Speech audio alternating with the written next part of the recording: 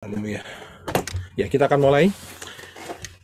Seperti biasa, kita harus kembali kepada pola akar Ibrani yang benar.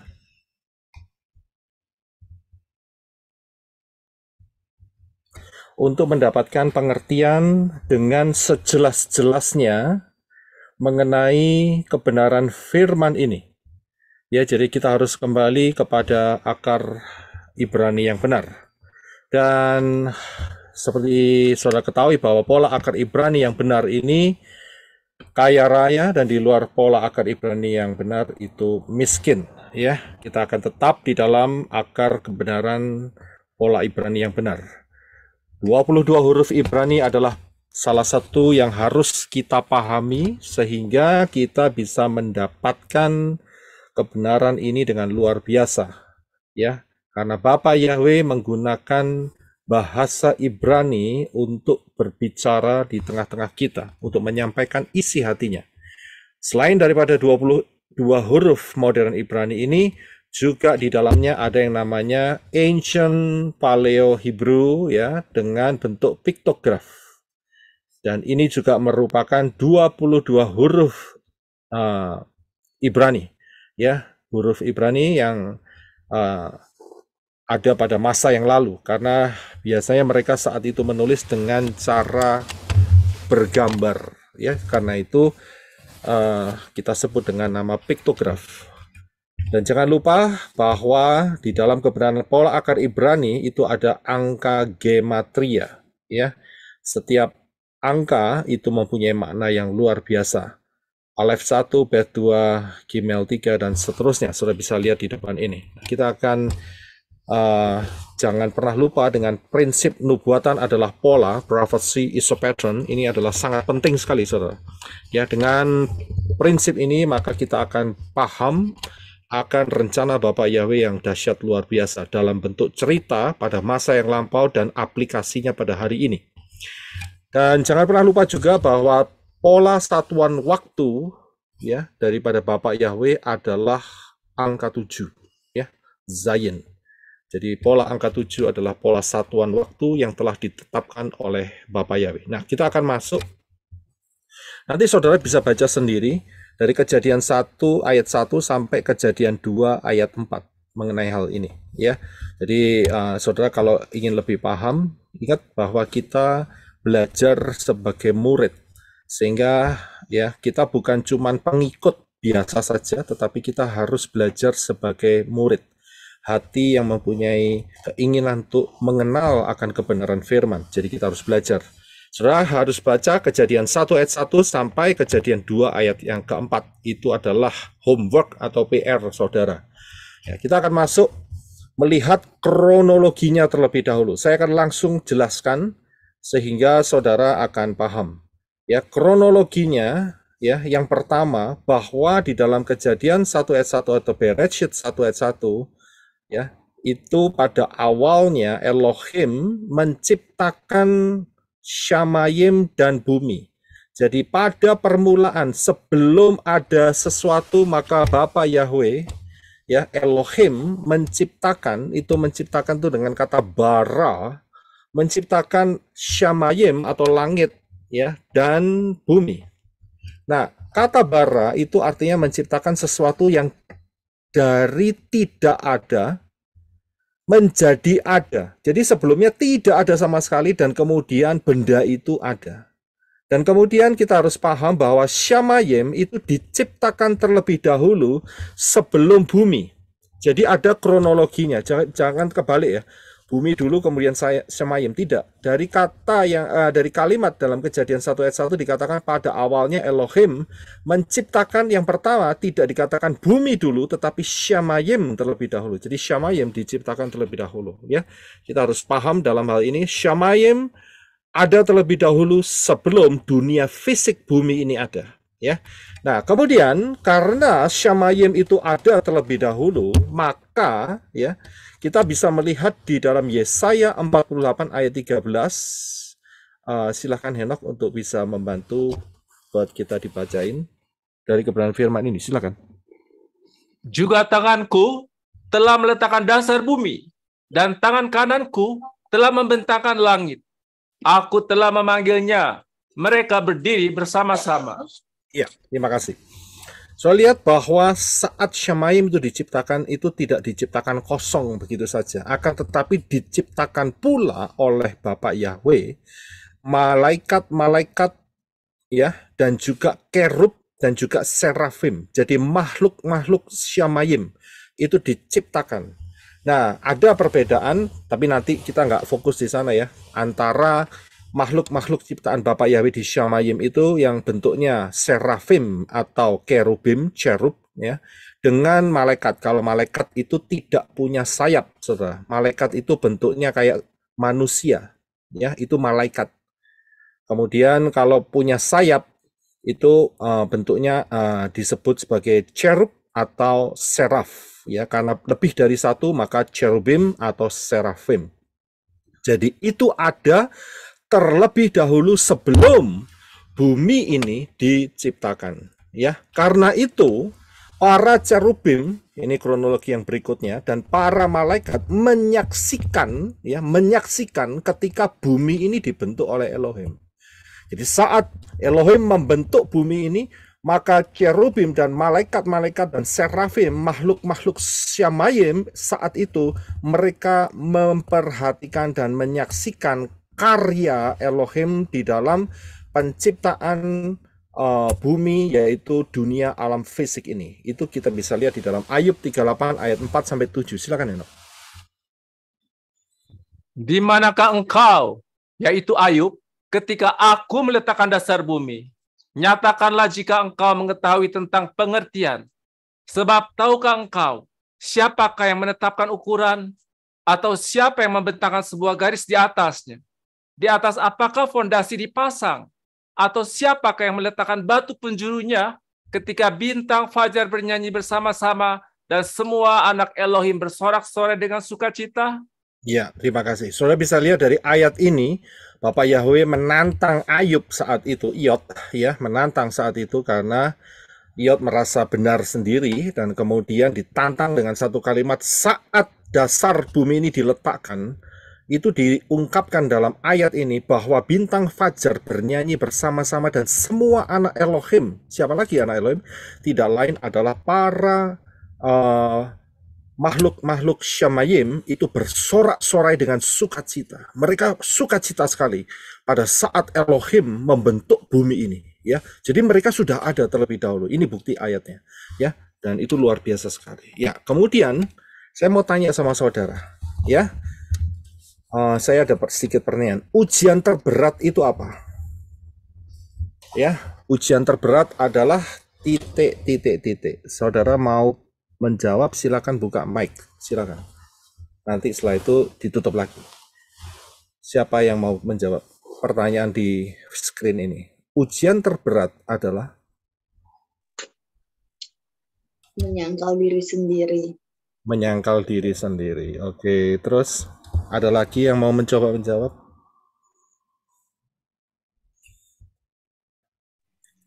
Kedagingan. Kedagingan. Oke, terus habis itu ada lagi yang mau menjawab?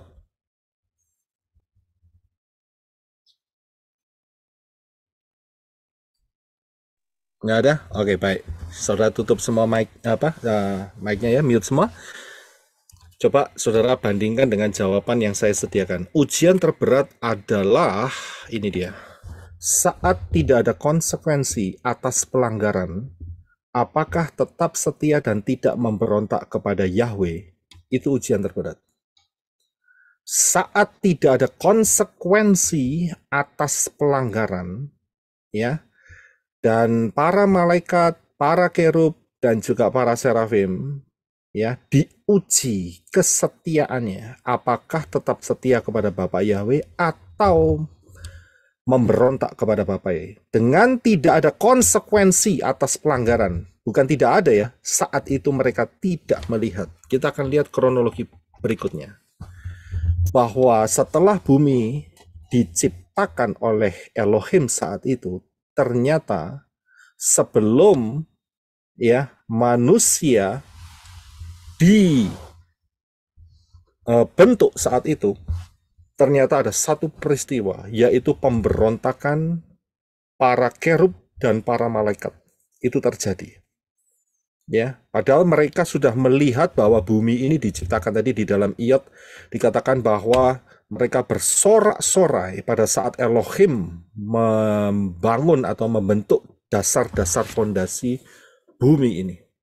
Ya, nah itu ada di dalam Yesaya 14 ayat 12 sampai 14. Disinilah kita bisa melihat melalui ayat ini bahwa kerubim, para malaikat memberontak kepada Bapa Yahweh. Tolong dibaca terlebih dahulu, silakan Henok. Betapa engkau telah jatuh dari Syamaim, hai Hail El Ben Syakar. Engkau telah dihempaskan ke bumi, hai yang melemahkan bangsa-bangsa. Sebab engkau telah berkata dalam hatimu, aku akan naik ke langit, aku akan mendirikan tahtaku di atas bintang-bintang Elohim, dan aku akan duduk di bukit pertemuan di sebelah utara. Aku akan naik melebihi ketinggian awan-awan, aku akan menyamai yang maha tinggi. Ya, saudara bisa lihat dari ayat ini, bahwa malaikat dan kerub itu mereka meninggikan diri, ya, dan mereka ingin merebut dan minta disembah sebagai Elohim. Tetapi Bapak ya berkata, engkau akan dihempaskan ke mana? Ke bumi. Ya, ke bumi. Kita lihat selanjutnya. Nah, saya harus kasih tahu bahwa cara Bapak Yahweh salah satunya untuk menjelaskan peristiwa-peristiwa di Syamayim saat itu dengan cara salah satu nabinya disuruh nulis mengenai satu peristiwa yang hampir mirip dan memiliki kesamaan. Karena itu saya beri title identical event, ya, kesamaan peristiwa. Saudara akan lihat, saya akan berikan ayat setelah ini, ayat-ayat di mana nabi itu, ya, dia sedang bernubuat, yaitu Nabi Yehezkiel, mengenai Raja Tirus. Akan tetapi di dalamnya ini ada penjelasan bukan soal Raja Tirus ternyata. Yang dimaksud Bapak Yahweh adalah peristiwa pemberontakan kerub yang ada di Syamayim. Silakan Henok, bisa dibaca Yehezkiel 28 ayat 11 sampai 15. Lalu datanglah firman Yahweh kepadaku dengan mengatakan, hai anak manusia, merataplah atas Raja Tirus, dan engkau harus mengatakan kepadanya, beginilah firman Tuhan Yahweh, engkaulah yang memeteraikan takaran yang penuh hikmat dan seluruhnya indah. Engkau pernah berada di Eden, taman Elohim. Setiap batu yang berharga menjadi selubungmu, yaspis merah, krisolit, dan berlian. Batu pirus, krisopras, nefrit, lazurit, batu darah, dan malakit, dan emas. Kepiawaian tamborinmu dan serulingmu telah dipersiapkan dalam dirimu pada hari engkau diciptakan. Engkau adalah kerub yang diurapi, yang menutupi, dan aku telah menempatkanmu di gunung Elohim yang kudus, tempat engkau berada. Engkau berjalan naik dan turun di tengah-tengah batu-batu api. Engkau sempurna di dalam jalanmu sejak hari engkau diciptakan, sampai kesalahan ditemukan di dalammu. Ya, kalau saudara lihat di sini, ya, saudara memperhatikan bahwa yang ditulis mengenai Raja Tirus. Akan tetapi penjelasannya ini mengenai siapa, saudara? Mengenai Hillel ben Zakar, mengenai kerub, saudara. Apakah Raja Tirus itu kerub? Tidak, bukan. Ya kan? Nah, kalau nanti saudara baca di LAI nggak tepat ayat-ayat ini, ya.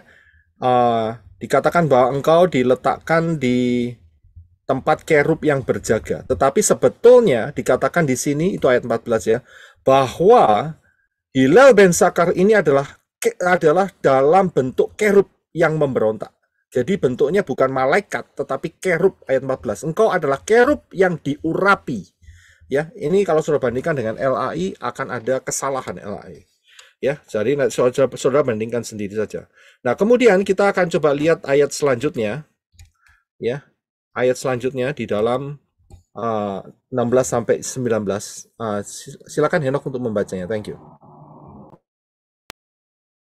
Dengan banyaknya perdaganganmu, mereka memenuhi dengan kekejaman, dan engkau telah berbuat dosa. Maka aku melemparkan engkau dari gunung Elohim.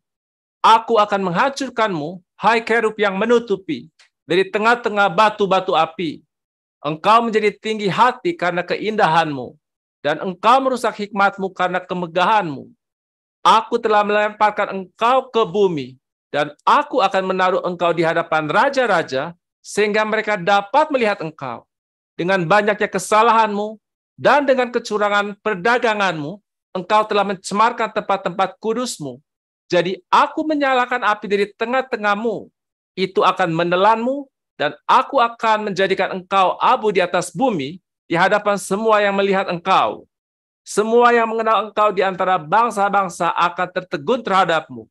Engkau akan menjadi kengerian, dan engkau akan lenyap untuk selamanya. Ya, terima kasih. Jadi saudara bisa lihat di sini, saat kerub yang satu ini memberontak, ya, di mana mereka dilempar, tidak lain adalah ke bumi, saudara. Sebetulnya pemberontakan itu kan harus dihukum, saudara. Tapi kenapa kok dilempar ke bumi? Kok tidak dilempar ke Gehenna atau lautan api? Nah, ini dia, saudara. Ya, disinilah di mana para kerub ini, ya, itu tidak melihat adanya lautan api, saudara. Jadi saat Elohim Bapak Yahweh menciptakan Shamayim dan bumi, ya, dan kemudian saat itu malaikat kerubim dan juga serafim diciptakan Bapak Yahweh, mereka tidak melihat adanya tempat penyiksaan. Mereka hanya melihat tempat yang nyaman, yaitu bumi yang telah dibentuk oleh Bapak Yahweh. Karena itu, ya, mereka hanya ada dua pilihan, memberontak atau tetap setia. Yang setia tetap di Shamayim, yang memberontak mereka dengan perhitungan bahwa paling banter mereka akan dibuang di bumi dan nggak ada tempat lain lagi. Mereka nggak lihat itu, saudara. Disinilah kesetiaan mereka diuji. Ya, inilah ujian untuk para malaikat kerubim dan serafim saat itu. Mereka tidak setia dan mereka pikir paling banter aku dilempar di bumi. Dan memang betul, saudara. Ayat-ayatnya tadi sudah kita baca, mereka dilempar ke bumi. Nah, bumi saat itu, ya, itu mereka jadikan satu tempat ugal-ugalan begitu. Ya, jadi benar, Yeskiel 28:17, mereka dilempar ke bumi. Aku telah melempar engkau ke bumi. Jadi mereka dilempar dari Shamayim dan akhirnya mereka jatuh ke bumi. Dan saudara lihat, ya, kalau saudara lihat di dalam Kejadian 1 ayat 2, ya, Kejadian 1 ayat 2, tolong Henok bisa dibaca untuk kita, terima kasih.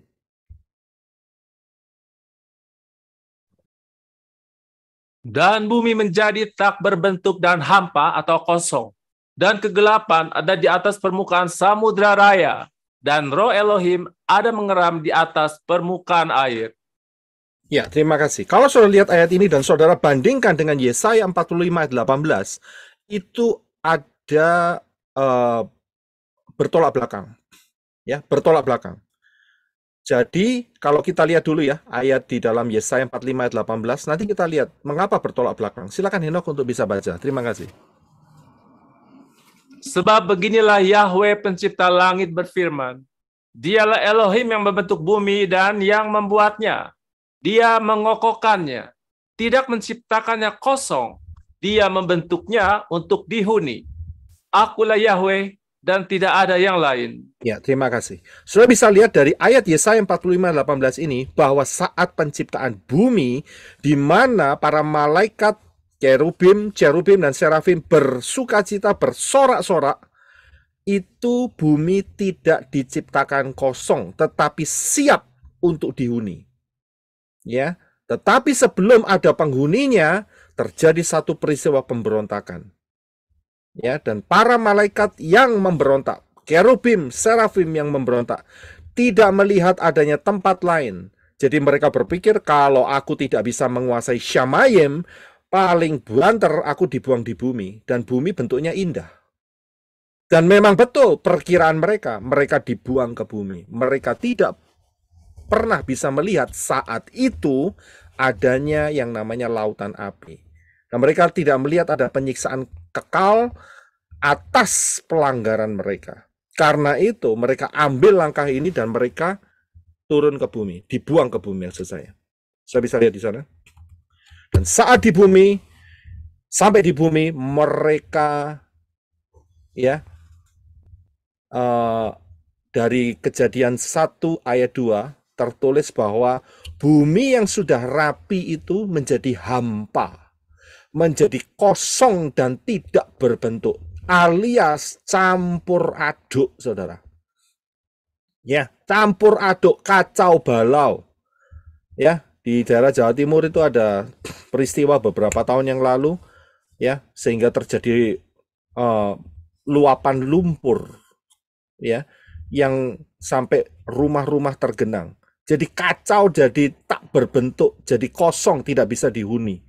Ya, kalau setan, kalau malaikat-malaikat yang jatuh, malaikat-malaikat pemberontak ini dikasih tempat yang bagus, perhatikan, mereka akan acak-acak. Yesua pernah mengatakan, kalau satu orang ada setannya, kemudian diusir, rumahnya rapi tapi tidak mau diisi kebenaran firman, maka setan itu yang satu itu akan kembali dan melihat rumahnya itu bersih, dan dia kembali memanggil 7 setan yang lebih jahat lagi untuk apa? Menghancurkan. Ini sifat setan. Sifat setan itu menghancurkan. Porak-poranda, bikin kacau, bikin hampa, bikin tak berbentuk. Ya, bikin amburadul semua. Itu sudah sifatnya setan. Ya, jadi kacau balau semua. Nah, dari sinilah maka kita ketahui ya bahwa roh Elohim itu tidak meninggalkan bumi saat itu, akan tetapi punya rencana. Bapak Yahweh punya rencana. Dengan ruah Yahweh Elohim mengeram atas bumi ini di atas permukaan air. Nah, disinilah Bapak Yahweh membentuk kembali, bukan membentuk kembali maksud saya, mengorganisasi kembali, ya, membenahi kembali bumi yang sudah acak-acakan ini, ya, yang sudah jadi lumpur ini, kemudian dibenahi di dalam satu pola, yaitu pola angka 7. Jadi, saudara bisa perhatikan di sini, satu pola yaitu pola angka 7 dibenahi kembali, yaitu hari pertama, hari kedua, hari ketiga, hari keempat, hari kelima, hari keenam, hari ketujuh. Saudara bisa baca dalam Kejadian 1 ayat 3 sampai Kejadian 2 ayat yang keempat. Jadi itu dibenahi kembali. Nah, masalahnya setelah bumi ini dibenahi, ada problem yang muncul, saudara. Ya, setelah bumi ini dibenahi, ada problem yang muncul. Kira-kira saudara tahu problemnya apa? Mungkin ada 1-2 orang yang mau menjawab. Problemnya apa? Nakas. Iya, nakas bukan jadi problem saat itu. Kira-kira apa problemnya? Manusia. Problemnya manusia. Kenapa manusia ya? Diciptakan manusia untuk menguasai bumi. Iya, sebetulnya belum ada problem di situ. Tapi Gitu. problemnya adalah manusia juga melanggar titah Bapa Yahweh. Ini problemnya. Selama manusia tidak melanggar titah firman Bapa Yahweh untuk ya tidak makan dari buah pohon pengetahuan baik dan jahat, fine saja, tidak ada masalah.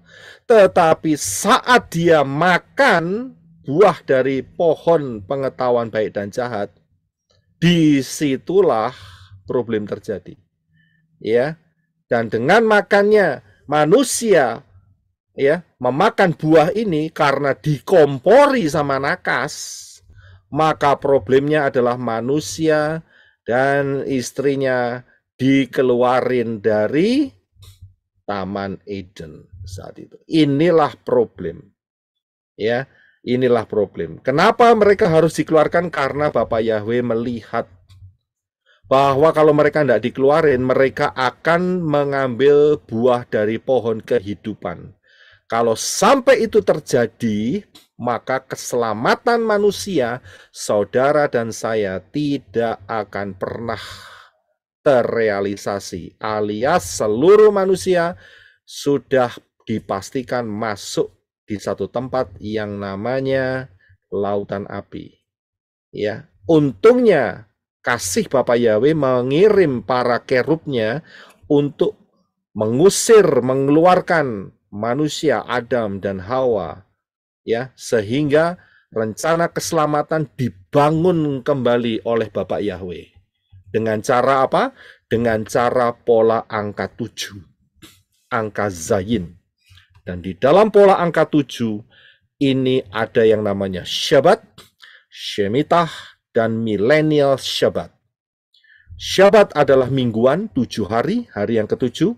Shemitah itu setiap 7 tahun, dan itu merupakan tahun yang ke-7. Ingat ya, Syabat itu adalah hari yang ke-7, bukan hari yang pertama loh. Jadi yang terakhir. Jadi mikirnya harus yang terakhir nih. Shemitah itu adalah tahun yang ke-7. Dan Millennial Syabat itu adalah tahun yang ke-7.000. Ya, jadi saudara paham di sini, dengan menggunakan pola angka 7 ini, maka Bapak Yahweh membuat satu planning, the grand plan, untuk menyelamatkan manusia. Nah, kita akan melihat.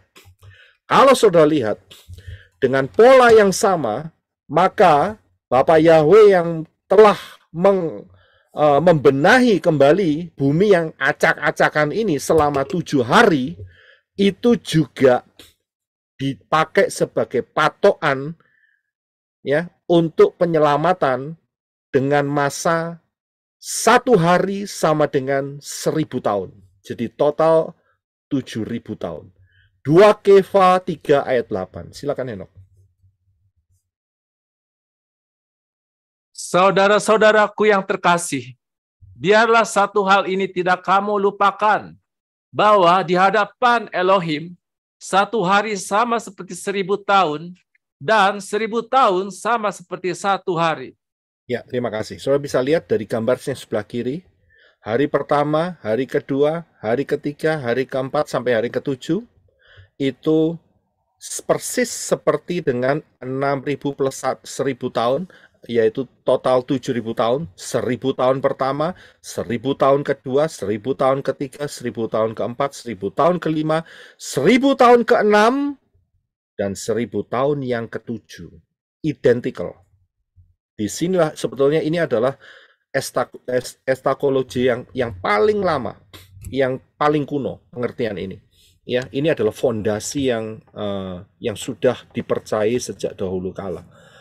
Ya, nah dari sini dengan pola Ibrani maka kita akan bisa melihat satu persatu rahasianya. Yang pertama, yaitu pada hari yang pertama, Kejadian 1 ayat yang ketiga. Silakan Henok. Lalu Elohim berfirman, biarlah ada terang, maka terang pun ada. Ya, terima kasih. Saudara bisa lihat siapakah terang itu. Terang itu tidak lain adalah Adam. Adam saat itu adalah terang yang dipakai, diciptakan oleh Bapak Yahweh. Buktinya di mana? Kejadian 2 ayat 25. Silakan Henok.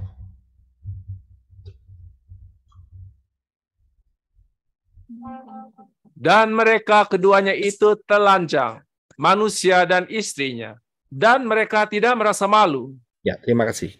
Mereka telanjang tapi tidak merasa malu. Mengapa? Karena mereka dibungkus oleh kemuliaan Elohim dan itulah terang. Tapi saat mereka makan, melanggar firman, mereka tiba-tiba sadar telanjang. Ayat ini sebelum kejatuhan daripada manusia. Mereka telanjang tapi tidak merasa malu. Karena apa? Karena ada terang. Terangnya Bapak Yahweh yang melingkupi Adam dan Hawa saat itu. So, bisa lihat di sini. Jadi terang hari pertama itu adalah Adam. Akan tetapi ayat ini ditutup dengan satu kalimat, yaitu di dalam Kejadian 1 ayat 5. Silakan Henok. Oh iya. Dan jadilah petang dan jadilah pagi. Itulah hari pertama. Ya, terima kasih. Pertanyaannya adalah, dikatakan di sini jadilah petang, jadilah pagi. Itu hari pertama. Pertanyaannya adalah, di mana mataharinya? Di mana bulannya? Di mana bintang-bintangnya sebagai penentu pagi dan petang? Lah kok sudah hari pertama ini ada kata, jadilah petang, jadilah pagi, itu hari pertama. Dan yang didulukan itu petangnya dulu daripada paginya. Ada apa di sini? Ya, kalau saya lihat, inilah yang terjadi. Start petang itu berarti gelap. Kenapa gelap? Karena manusia yang awalnya terang jatuh di dalam dosa. Jadi dia gelap. Karena itu startnya dari petang, kemudian pagi. Jadi startnya hari itu petang. Syabat itu dimulai dari Jumat sore, petang, sampai Sabtu sore. Jadi dimulai dari petang sampai berikutnya, hari berikutnya. Jadi petang terlebih dahulu, kemudian pagi. Inilah prinsip daripada kebenaran firman. Pola Ibrani. Sampai hari ini kita ini dalam gelap. Tapi percayalah, di dalam Bapa Yahweh kita akan masuk di dalam satu fase pagi.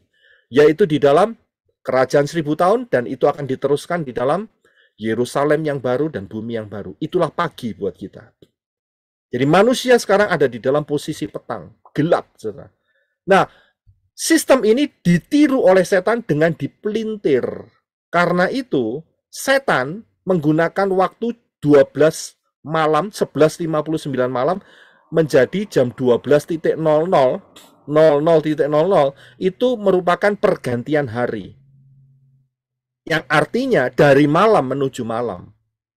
Setan tuh mau kasih satu message atau berita, bahwa hidupmu akan selalu ada di dalam kekelaman, dalam petang, dalam malam manusia.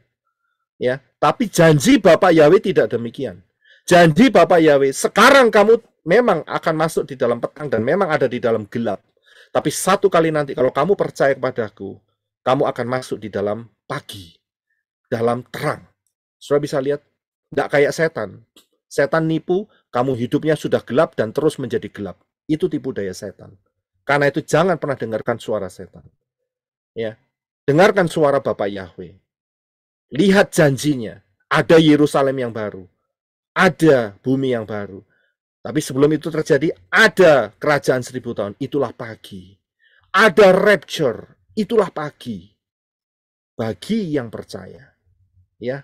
Nah, jadi kita bisa melihat ya bahwa Adam mewakili hari yang pertama. Ya. Nah, kalau saudara lihat, petang dijadikan terlebih dahulu. Karena apa? Karena Adam mati pada saat itu. Kejadian 2 ayat 16 dan 17. Ya, silakan Henok bisa dibaca. Dari yang mana sih? Oh, dan Yahweh Elohim memberi perintah kepada manusia dengan berfirman, dari segala pohon di taman ini engkau sungguh boleh memakannya, tetapi dari pohon pengetahuan baik dan jahat engkau tidak boleh memakannya. Karena pada hari engkau memakannya, engkau sungguh akan mati. Ya, silakan lanjutkan dari Kejadian 5 ayat 5. Jadi seluruh umur Adam, waktu ia hidup adalah 930 tahun. Kemudian dia meninggal. Saudara bisa lihat? Ya, terima kasih. Saudara bisa lihat? Kalau menurut Kefa, 1 Petrus 3 ayat 8, satu hari sama dengan 1000 tahun. Umur Adam belum mencapai satu hari, yaitu umurnya adalah 930 tahun. Tapi di hadapan Bapak Yahweh belum sampai satu hari. Karena itu Bapak Yahweh mengatakan dalam Kejadian 2 ayat 16-17, pada hari engkau memakannya, mati kamu. Jadi umur Adam tidak lewat dari 1000 tahun. Tidak lewat satu harinya Bapak Yahweh. Ya, paham ya di sini? Kalau saudara lihat dari kronologinya, 1000 tahun yang pertama diwakili oleh satu peristiwa besar, yaitu Adam, yang adalah terang daripada dunia ini, jatuh ke dalam gelap. Itu adalah hari pertama, 1000 tahun pertama. Kemudian hari yang kedua, 1000 tahun yang kedua. Silakan dibaca di Kejadian 1:6 ayat 7. Terima kasih, Henok. Lalu Elohim berfirman, biarlah ada cakrawala di tengah-tengah air itu, dan biarlah ada yang memisahkan antara air dengan air. Dan Elohim menjadikan cakrawala, dan ia itu memisahkan antara air yang ada di bawah cakrawala dengan air yang ada di atas cakrawala. Dan jadilah demikian. Ya, terima kasih. Inilah hari yang kedua. Dan ini merepresentasikan tahun yang ke-2000 setelah kejatuhan Adam dan Hawa. Dengan satu peristiwa, yaitu air bah. Kejadian 7 ayat 11. Silakan, Henok. Pada tahun ke-600 dalam kehidupan Noah, pada bulan yang kedua, pada hari yang ke-17 bulan itu, pada hari itu segala mata air samudera raya telah terbelah dan tingkap-tingkap langit telah terbuka. Ya, terima kasih. Saudara bisa lihat, di dalam Kejadian 1 ayat 6-7 dikatakan ada air di bawah cakrawala, di tempat lautan. Juga ada air di atas cakrawala. Dan pada saat peristiwa Noah, air yang ada di bawah itu membuka mata air samudera raya, sedangkan yang di atas cakrawala, tingkap-tingkapnya terbuka, sehingga terjadilah air bah yang menutupi seluruh bumi selama 40 hari, 40 malam. 40 adalah angka mayim, huruf mayim, air. Ya. Inilah kekayaan kalau kita bisa kembali dalam pola Ibrani. Saudara bisa lihat, di tahun yang ke-2000, setelah kejatuhan Adam dan Hawa, hari yang kedua, disitulah berbicara mengenai air, dan diwakili oleh peristiwa Noah. Ya. Kemudian, yang ketiga, tahun yang ke-3000 setelah kejatuhan Adam, hari ketiga. Silakan dibaca, Henok, ayatnya.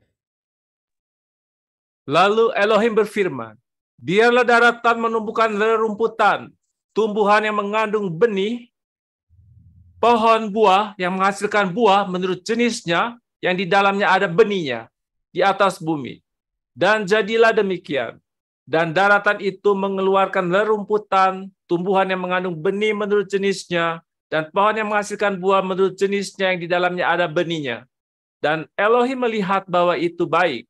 Dan jadilah petang dan jadilah pagi. Itulah hari ketiga. Sudah bisa lihat di sini bahwa hari ketiga itu adalah saat di mana Yisrael dibentuk. Daratan itu sama dengan Israel, benih buah itu sama dengan makanan, dan tahun ke-3000 setelah kejatuhan Adam dan Hawa, maka Bapa Yahweh memberikan makanan dari langit. Bukan hanya mana, akan tetapi memberikan Torah. Torah adalah makanan buat hidup kita. Kebenaran firman Bapa Yahweh di dalam Torah itu diberikan pada tahun yang ke-3000. Ya, setelah kejatuhan Adam dan Hawa, hari yang ketiga.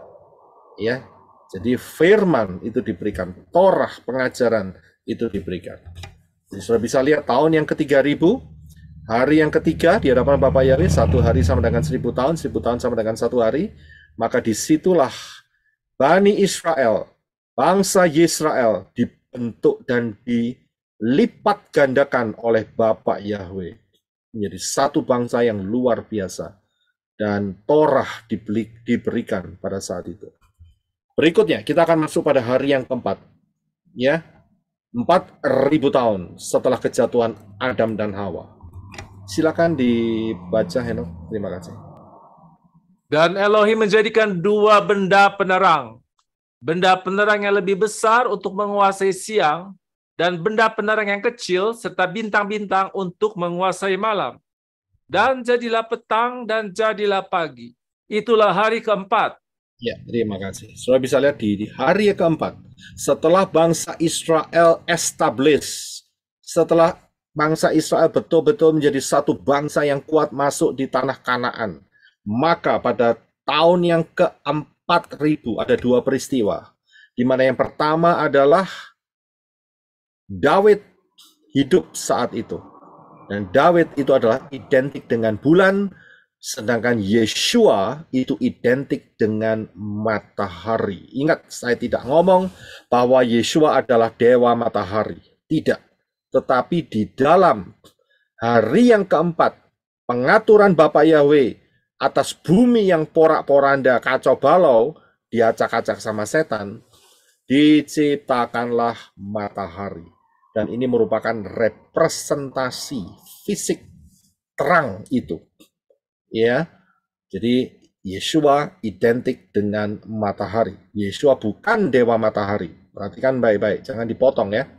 Tapi Yeshua identik dengan matahari karena peristiwa hari yang keempat ini. Dan kalau saudara lihat, ingat hari keempat, ada angka 4 di situ. 4 itu adalah dalet, adalah pintu. Di dalam Yohanes 10 ayat 9 dikatakan, akulah pintu. Jika seorang masuk melalui aku, dia akan diselamatkan. Penyelamatan itu dikirim oleh Bapa Yahweh pada hari yang keempat. Apakah ini satu kebetulan? Tidak, ini satu planning yang luar biasa oleh Bapa Yahweh. Ya, 4.000 tahun setelah kejatuhan Adam dan Hawa, ada pintu yang dibukakan, pintu keselamatan. Siapa itu? Yaitu Bapa Yahweh sendiri yang turun ke dalam dunia dan meminjam rahim Miriam. Kemudian lahirlah seorang bayi laki-laki. Bapa Yahweh menjadi serupa dengan manusia. Dan bayi laki-laki itu diberi nama Yeshua. Bukan Jesus. Yeshua. Ya, jelas. Malaikat Gabriel saat itu tidak memberi nama Yesus atau Jesus atau Yesu, tidak. Tetapi jelas dikatakan namanya adalah Yeshua. Karena Miriam orang Ibrani, ya, bukan orang Yunani, ya. Jadi paham ya. Ini pola yang luar biasa. Dan disinilah tahun yang ke-4000 setelah kejatuhan Adam dan Hawa, Yeshua dilahirkan oleh Miriam, yang tidak lain adalah Bapa Yahweh sendiri. Dan Yeshua mati di atas kayu salib tepat 4.000 tahun setelah kejatuhan Adam dan Hawa. Saudara bisa lihat ini? Ini sebuah pattern. Inilah keindahan pola Ibrani yang tidak bisa ditemukan di dalam pola Yunani, pola Arab, pola ayunan, dan sebagainya. Berikutnya. Hari yang kelima, day 5. Silakan Henok untuk dibaca ayatnya. Terima kasih. Dan Elohim memberkati mereka dengan berfirman, berkembang biaklah dan berlipat gandalah dan penuhilah air di lautan, dan biarlah burung berlipat ganda di bumi. Ya, terima kasih. Saudara tahu, di dalam ayat ini merupakan identik dari apa yang dikerjakan oleh Yeshua, yaitu dengan memberikan persiapan untuk 12 muridnya tapi gugur 1, 11 rasulnya, dan kemudian ditambah Rabi Saul jadi 12 lagi, kemudian berlipat kali ganda sehingga penyebaran, ya, berita keselamatan kerajaan Elohim melalui Yeshua HaMashiach tersebar dengan cepat di seluruh dunia. Hari yang kelima adalah kecepatannya luar biasa, sehingga firman keselamatan melalui Yeshua HaMashiach, ya, didengar oleh bangsa-bangsa yang jauh. Terus itu berkembang terus. Inilah yang menjadi tanda hari yang kelima. Dan kemudian itu sampai juga di tempat kita di Indonesia, ya, berlipat gandaannya terus, berkembang terus. Nah, hari yang keenam inilah yang sedang ada di tengah-tengah kita. Ya, tapi sebelumnya mapnya adalah, saudara bisa lihat penyebaran Injil Kerajaan Elohim, keselamatan melalui Yeshua HaMashiach itu ada di tahun yang ke-5000 setelah kejatuhan Adam dan Hawa, hari yang kelima. Ya, dan yang tahun yang ke-6. Yang tahun yang ke-6000, hari yang ke-6. Silakan Henok bisa membaca. Terima kasih. Dan Elohim berfirman, biarlah daratan mengeluarkan makhluk hidup menurut jenisnya, hewan dan binatang merayap, dan binatang liar darat menurut jenisnya. Dan jadilah demikian. Maka Elohim menciptakan manusia dalam citranya, dalam citra Elohim, dia telah menciptakannya. Laki-laki dan perempuan, dia telah menciptakan mereka. Terima kasih. Hari ke-6 diciptakan binatang dan manusia. Ada peristiwa besar yang terjadi di dalam hari yang ke-6. Yang sekarang ini kita hampir melihat realisasinya, yaitu binatang dan manusia. Tidak lain adalah the beast and the human. 666. Inilah yang menjadi tanda hari ke-6. Ya, yang identik. Siapa dia? Anti-Hamasya. The beast. Ya, binatang kan, tapi bentuknya manusia. Ini dia, itu kodenya ada di sana. Dan inilah yang terjadi di tengah-tengah kita, karena hari ini kita ada di tahun 2023. Dari sejak kejatuhan Adam dan Hawa sampai hari ini ada hampir 6.000 tahun. Hampir. Belum 6.000. Kurang sedikit, saya bilang kurang sedikit. Ya, karena ini pola, maka saudara tidak akan bisa menemukan tahun ke-8.000, tahun ke-9.000, tahun ke-10.000. Itu tidak ada, itu nonsen. Karena berdasarkan pola ini sudah sangat-sangat jelas sekali. Saya bisa lihat, inilah petanya. Dan yang terakhir, silakan Henok, hari yang ke-7. Zayin, hari yang ke-7. Silakan Henok. Lalu Elohim memberkati hari ke-7 itu dan menguduskannya, karena di dalamnya dia telah beristirahat dari segala pekerjaannya yang telah Elohim ciptakan untuk menjadikannya. Ya, terima kasih. Kalau sudah lihat, dari hari pertama sampai hari ke-6, ya, Elohim hanya mengatakan, itu baik, itu baik, itu baik. Ya, tetapi pada hari yang ke-7, tidak dikatakan itu baik. Bahkan lebih dari baik, yaitu Elohim memberkati hari ke-7. Hari apakah hari ke-7? Tidak lain adalah Syabat. Kalau saudara kepingin mendapat berkat keselamatan, ikuti pola Syabat. Luar biasa.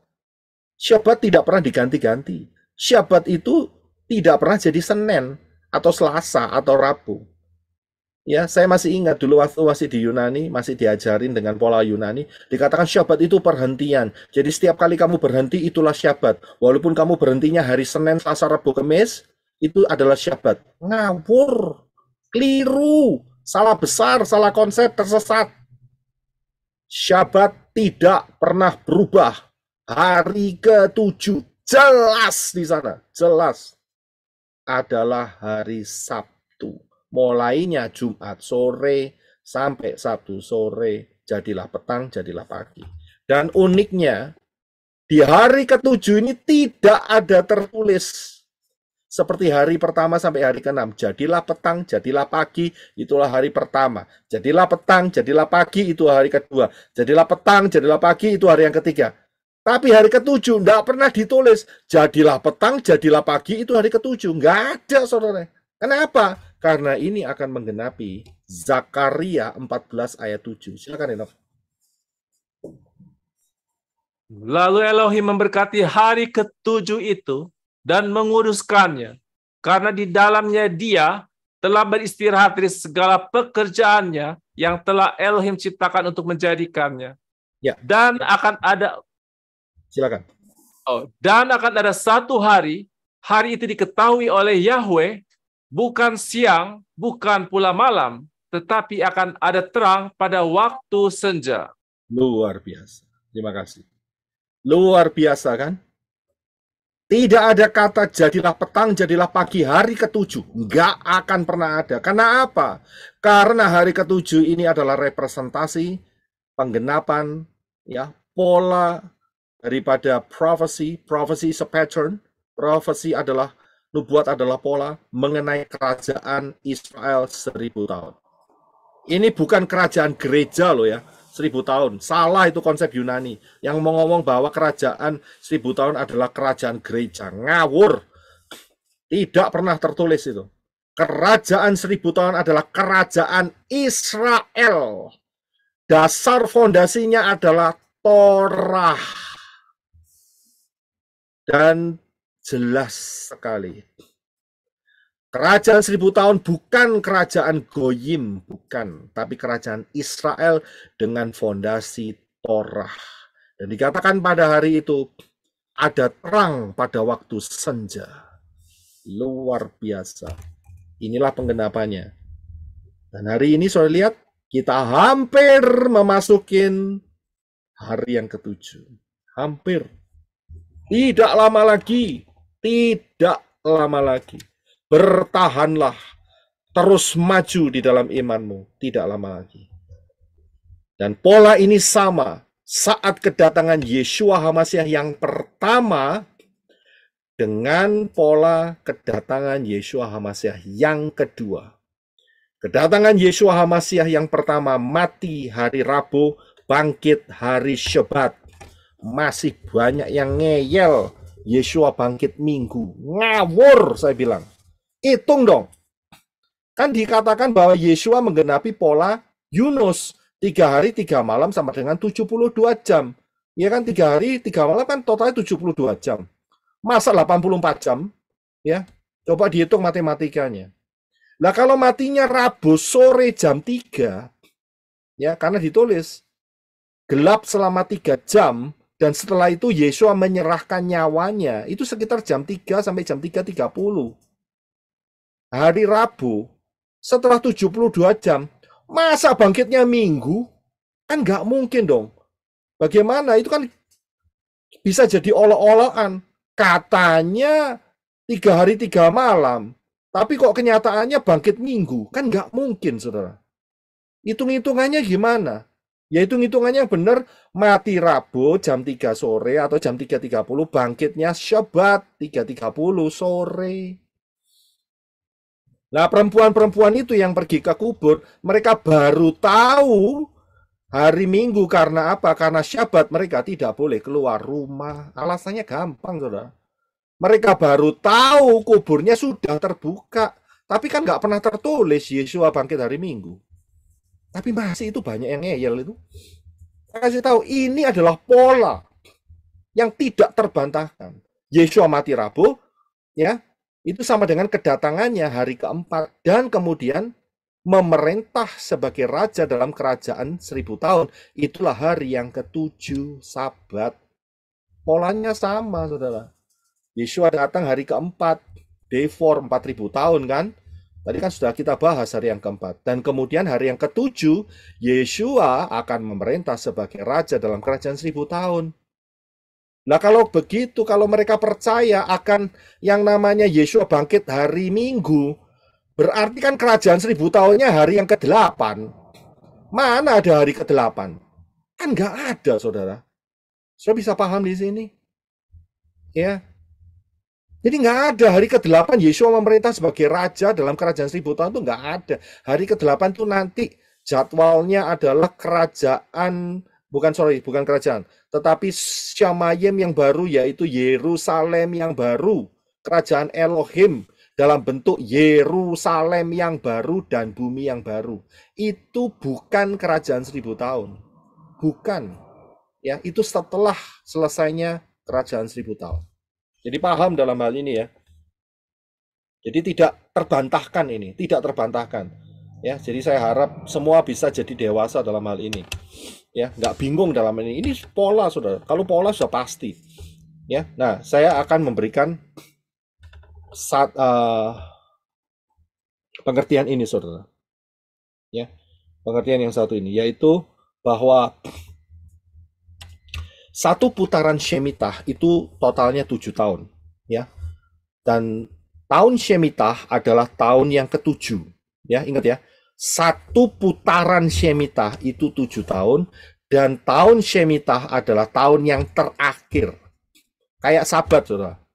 Ya, hari yang ke-7 adalah Sabtu, ya. Tahun yang ke-7 yang paling akhir dalam satu putaran itu adalah Shemitah. Ya, jadi Shemitah itu sama dengan Syabat. Nah, kita akan lihat putaran Shemitah. Kalau ya selama 7 tahun itu diputar 1000 kali. Jadi 7 tahun itu diputar 1000 kali, alias dikalikan 1000, maka saudara akan mendapatkan sejak kejatuhan Adam dan Hawa itu ada yang namanya 7.000 tahun. Karena 7 tahun Shemitah diputar 1000 kali.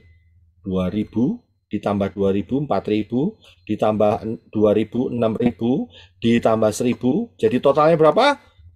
Gampang saudara, 7.000. 7.000 tahun, ini pola saudara. Ya, jadi paham di sini ya. Jadi 7 tahun Shemitah, pola Shemitah itu diputar 1000 kali, itu jadi 7.000 tahun. Nah, dari pengajaran yang beberapa beberapa minggu yang lalu mengenai misteri Shimshon dan tahun kiamat, kita sudah melihat bahwa ada angka yaitu 3030, dan itu letaknya setelah kerajaan 1000 tahun, 3030 Masehi. Sudah bisa lihat ya, yang belum mendapatkan pengajaran misteri Shimshon dan tahun kiamat, saudara cari di tempat ini, tempatnya Papi Lukas, tempatnya Pak Robi, tempatnya Pak Adi, tempatnya Ibu Keisha juga ada di sana. Ya, saudara bisa lihat di sana, pelajari. Jadi ini berhubungan satu sama lain. Nah, kalau kita bisa melihat tahun yang terakhir dari 7.000 ini adalah tahun 3030 Masehi, maka kita bisa melihat perhitungan tahun kejatuhan manusia dalam dosa. Kapan itu? Yaitu 3030 dikurangin 7.000. Mundur ya, mundur. Dan akan kita lihat hasilnya tahun kejatuhan Adam dan Hawa, yaitu tahun 3970 sebelum Masehi. Ingat ya, minus itu sebelum Masehi. Paham ya di sini ya? Perhitungannya tidak sulit, saudara. Saya ulangi. 3030 adalah tahun terakhir daripada 7.000 tahun rencana Bapak Yahweh atas dunia ini. Dari perhitungan yang kita temukan dari rahasia Shimshon ini, maka kita bisa melihat kapankah tahun kejatuhan manusia dalam dosa. Tidak lain adalah tahun 3030 Masehi dikurangi 7.000 tahun. Sudah bisa lihat ya, hasilnya adalah 3970 sebelum Masehi. Itulah tahun kejatuhan Adam dan Hawa. Ya, paham ya? Nah, saya harus kasih note di sini. Kita mau lihat sebuah ketepatan. Ingat ya, ketepatan, bukan kira-kira. Ketepatan. Karena itu, semua kelipatan angka 7 untuk melihat tahun yang akurat harus genap. Tidak boleh ada desimal. Harus genap. Saat ketemu genap, kita akan lihat akurat. Contohnya, kalau 1000 saudara bagi 7, maka hasilnya adalah 142, ya. Kalau dalam Amerika itu pakai titik, saudara, ya. Tapi kalau Indonesia pakai koma. 85714 itu desimalnya, tidak. Berarti itu tidak akurat. Yang akurat adalah, yang tepat adalah kalau 1001, ini contoh ya, ini contoh. 1001 dibagi 7, maka hasilnya adalah 143. Tidak ada desimal.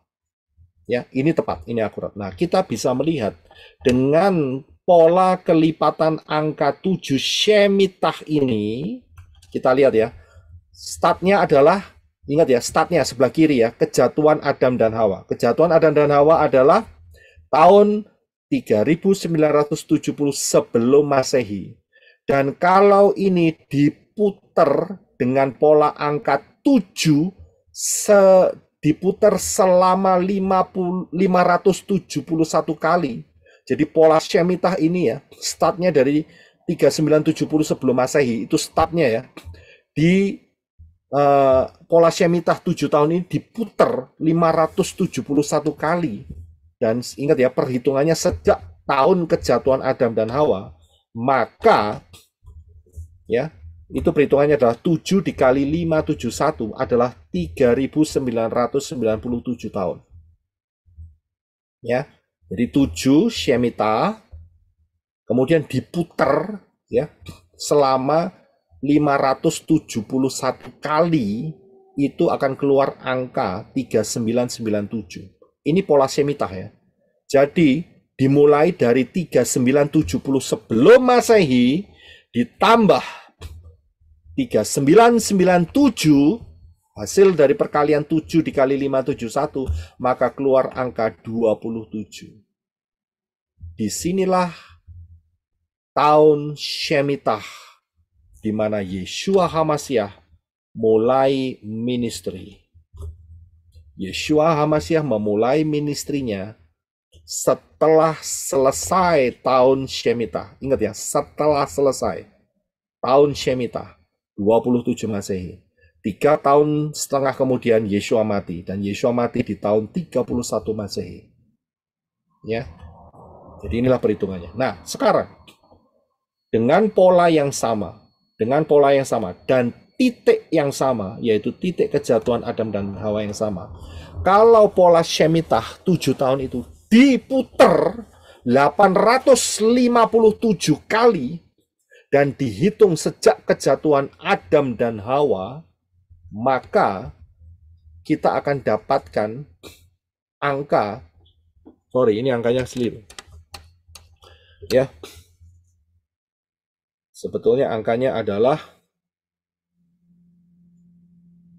5999, bukan 5992. Ya, ini saya persiapkan yang sebelumnya. Jadi totalnya adalah 5999. Jadi saudara bisa lihat kalkulator saudara. Kalau pola Shemitah itu diputer 857 kali, maka dihasilkan angka yaitu 5999. 7 dikali 857 adalah 999. Ya, adalah 5999, 5999.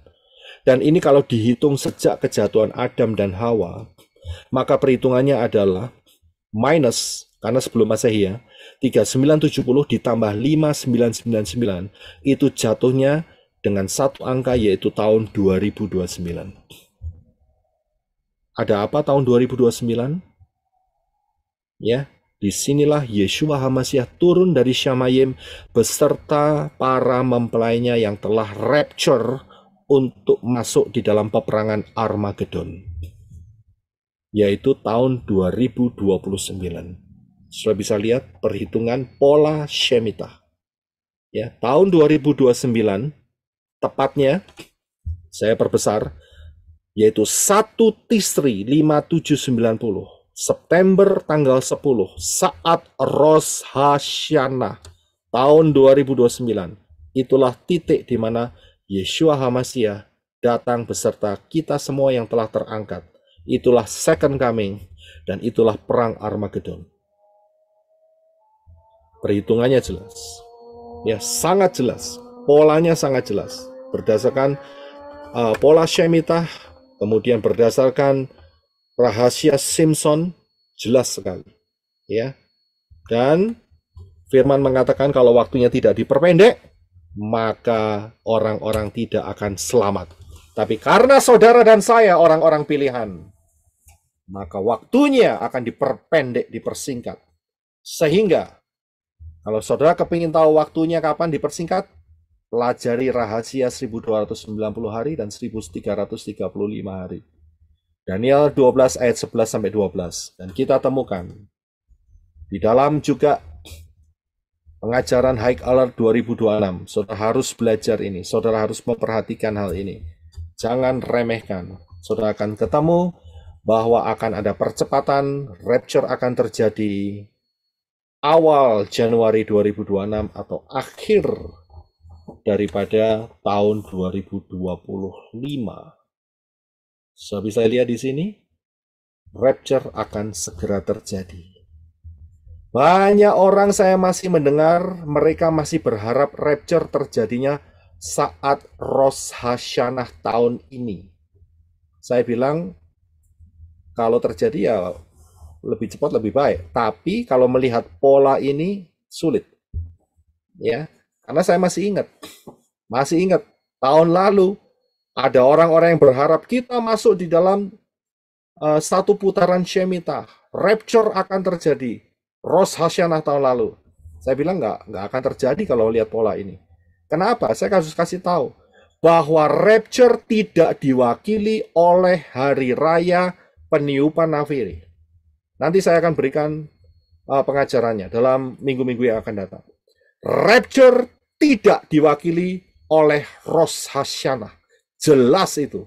Rosh Hashanah mewakili satu peristiwa, yaitu second coming. Kedatangan Yeshua HaMashiach yang kedua, dan disitulah Armageddon. Ya, itulah Rosh Hashanah. Ya, jadi saudara jangan terkecoh dengan pengajaran-pengajaran itu. Tapi memang waktunya kita sudah tidak lama lagi. Ya, sudah tidak lama lagi. Karena itu, siapa yang belum masuk dalam rencana keselamatan yang disediakan oleh Bapak Yahweh melalui Yeshua HaMashiach, masuklah melalui pintu yang benar. Sehingga keselamatan saudara itu benar, begitu loh. Ya. Dan keselamatan dari bangsa Yahudi dan barang siapa berseru dalam nama Yahweh akan diselamatkan. Ya. Jangan pakai nama ayunan, ya, Arab Yunani. Ya, tidak akan ada keselamatan di sana. Kemudian setelah itu saudara masuk dalam baptisan pembaharuan. Jangan keras hati, saudara. Masuk dalam baptisan pembaharuan. Ya, kemudian belajar pola Ibrani yang benar. Jangan lagi merayakan Natalan, jangan lagi merayakan ibadah atau perayaan-perayaan yang di luar pola Ibrani yang benar. Saya masih melihat banyak saat Natalan masih Natalan, padahal pengagung Bapak Yahweh. Pengagung nama Yahweh, nama Yeshua, tapi masih Natalan. Itu saya harus berkata menjijikkan. Mengapa? Ngakunya milik Bapak Yahweh, tapi perayaannya dewa-dewa. Kan itu namanya kurang ajar, saya bilang. Ya, karena itu saya lebih baik dengan menggunakan satu kalimat yang tajam, yaitu menjijikkan. Ya, ngomongnya percaya Bapak Yahweh dalam Yeshua. Tapi yang dipuja-puja, yang dirayakan dewa matahari. Ngawur kan? Karena itu, belajarlah dalam pola yang benar, berjalan di dalam kebenaran firman yang benar, dan setialah, maka kita akan masuk dalam rapture. Saudara yang membutuhkan baptisan pembaruan, informasinya sudah bisa ke pelayanmenorah.com.